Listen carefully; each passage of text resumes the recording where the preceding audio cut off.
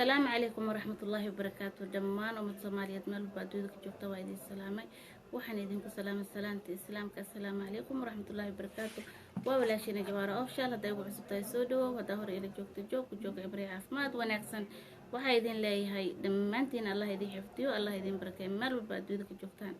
ما أنتم حيدين وذا ما أنتم حيدين وذا شيء كذي أيدين كتجي نسكة إغراء النقطة بقول وايو واحد عادي ina oo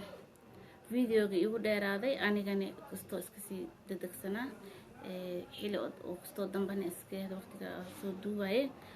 marka sida idin ka tagay oo nuskeeday waxay ahayd qisadii oo odagii gabadhii ciideeda maalkii lacagtanba oo ku gatay waayo uu gatay dhig karamaan waayo ehelkii oo siiyay lacag fara badan oo siiyo aad iyo aad u badan gabadhii yareed oo wiilkiis jeclaayeen oo ehelkii wiilkii kaaga daran hadee wax qof banaanka isku sheekay salaado hala dhibaato ma lahaleen taas mushkilada jirta gabadhii ehelkii waa isku ogaay raaliya lisaaga hay wiilkii gabadhii waa iskugu faraxsanaay hal mar baa xaajibeesa soo dhacay xaajibeesa wuxuu soo dhacay intaas kun oo lacag ah wiilkina miskiinka muu awoodin mise muu haynin waayo qofkii markuu gacantii waxaysa wax dhibto waa qof aad jeceshahay waxna uu awoodin marmarka qaarkiisa ciili culays waa maahno waxaa dhacday ehelkiina lacag badan la siiyay gabadhii sidii loo guuriyay ninkii markii lagu daray gabadhii wuu soo watay wuxuu keenay meelahan uu keenay dacwo ma u xareenin asaasan waa iska adi cajuusul qabriin aakhira u socota ilmaha yar maxaa kartaa oo haddana qofkii haddana oo dheeso walaalow adeero macaano aabo macaano aniga nacam qof maanta gayanka waa raagsan diintu ma ka diidays raas naftaasa jeclahay waa idul moosa idaaf gabar ma qabtido ha taanishi ilmo hore laha oo nin kan wiligiisa ma soo guursanin amba soo guursado oo wax ma dhalin lama dhihi karo waa qof ubad dhalay oo gabadhaas wada guursanayo wuu dhali kariyaa amba awoo u sii noqon kariyaa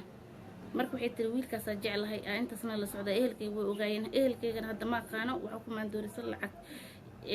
بليس قفين أو قربصو أركي أو حتى هاي عاقل يجمع بسعمر وحده ماير أنا وان كاهلي محمد وان هذا كاهلي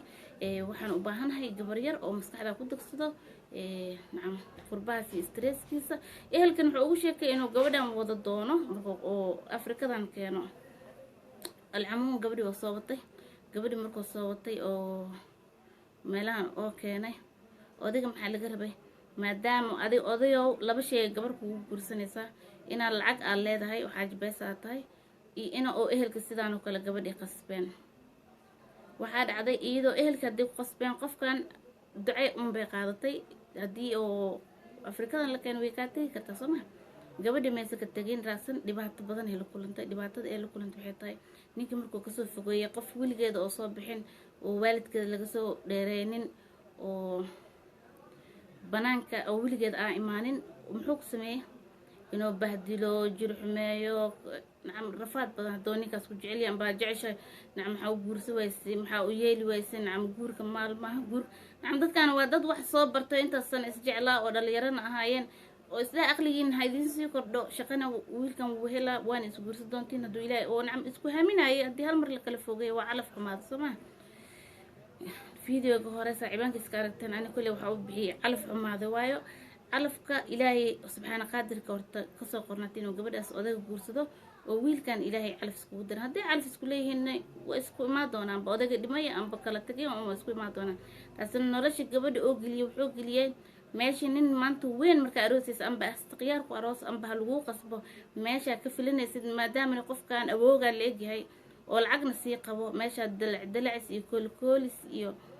أكد دريمي لهذا نعم نحرس وحكون نقي لباتن جر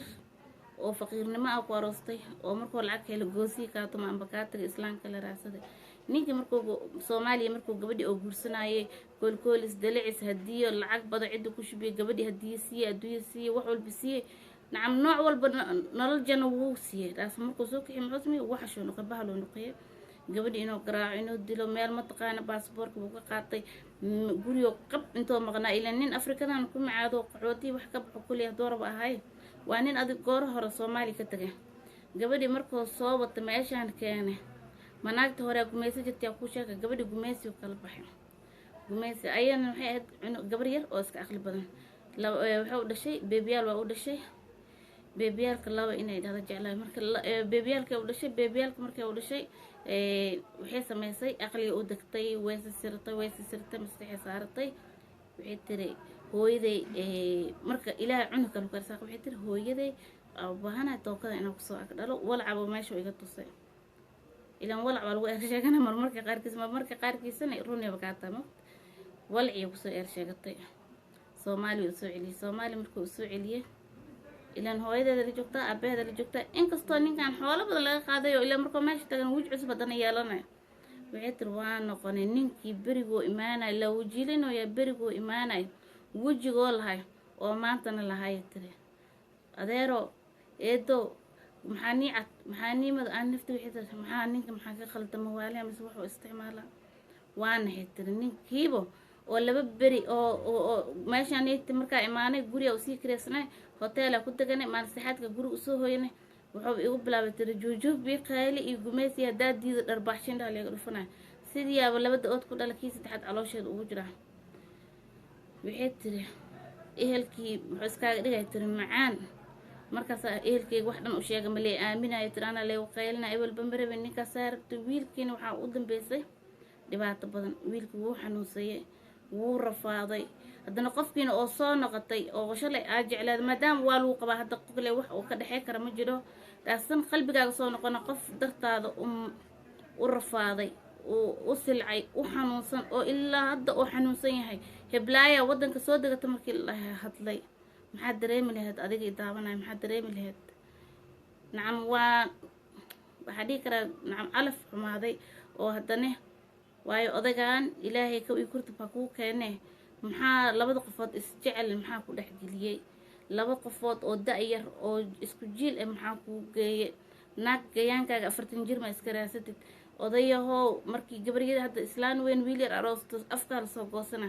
tanoo kale wallaahi way ku badan tahay Soomaali waxaa arkaysaa 90 jir cunug yariis 15 jir aroosa gabadha hadda waa dhowr iyo 20 jir ma garanayo marka ma aqaan wala wax naga qaldan hada Soomaali nahay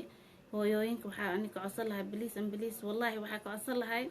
nacam fiidiyoga waxa soo qaatay gabadha waxay tirabaayo way ula wadaag asxaabtan hana ila soo taliyaan hana ii soo duceeyaan horta odagaan hadda horta taani tiis jin waaye asaga aakhiro u sii socdo allahna sii galbiyo ma dhigi kara astaghfirullah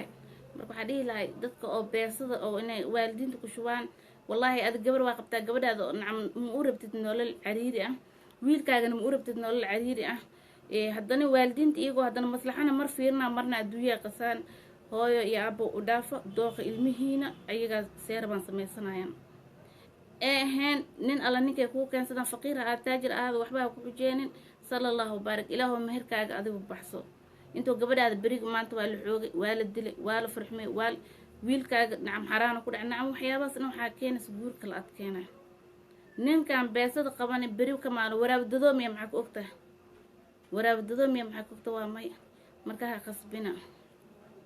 wallahi qiso oo waxa idinka sheekay doonaa oo qisas wallahi hadda qisadana igu soo dhacday oo waraabdadoo ah ku keenay qisas wallahi idinka sheekay doonaa inkastoo aan jeclaan ina qisas marna soo xasuusto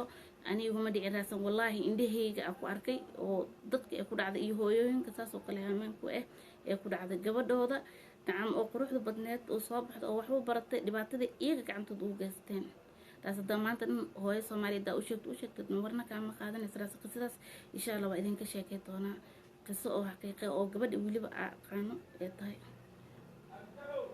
oo aqoon iida kala gad maahan ma dhamaan familkeeda oo diris ahayn oo cisho milix ahayn hada dirisnimada hada diris kala dheer ajir marka diris isku fiican ahayn qisada ku dhacday idinka sheekay doonaa insha Allah haduu Ilaahay idmo fiidiyogan noo sii dheeraanaya waxa idin leeyahay waalidiina oodkiina ha dulmina wareesta gabarna hooyadeed inay saaxiib la noqoto gabar iyo hooyadeed hore loo dhahay ina gabdhiina saaxiib la noqotiin waxay jecel yihiin ay heshiin guurkan qasabkan nin yar ha aado amba nin weyn ha aado horta aan shay qasab horta wallahi waa